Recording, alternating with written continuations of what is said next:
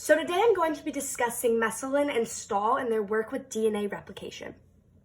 So just prior to this, two guys named Watson and Crick basically discovered that DNA was a double helix. And this opened the door for many new questions to be formed about DNA. And Meselin and Stahl basically wanted to figure out how DNA replicates. So before they started any of their experimentation, there were basically three theories. And the first one was the conservative theory. And this was that the whole molecule would make a copy of itself and then make another new DNA molecule. Then there was the dispersive theory, which that the DNA would split into pieces. They would copy into new pieces and then reattach to find both molecules dispersed throughout the two different DNA molecules. And the third was the semi-conservative theory, that the DNA strand would separate and then make copies to produce two new DNA molecules.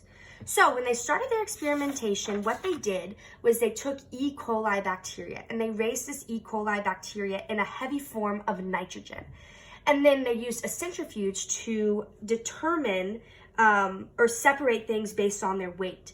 So when DNA replicated in this generation, all of the DNA was 100% contained that heavy form of nitrogen. So it all fell towards the bottom of the centrifuge.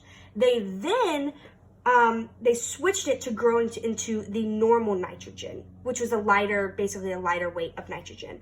So when replication occurred this time, the new template strands that the molecules added contained this lighter nitrogen. So in generation 1, we have 100% of this hybrid molecule.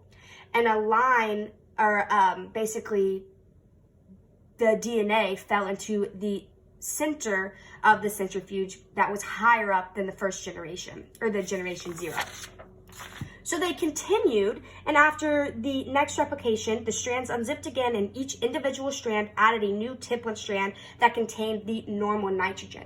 So at generation 2, we had 50% hybrid and 50% of the lighter nitrogen. So in the centrifuge, there were two different densities of DNA, one that was lower and one that was higher, that represent the purely light DNA.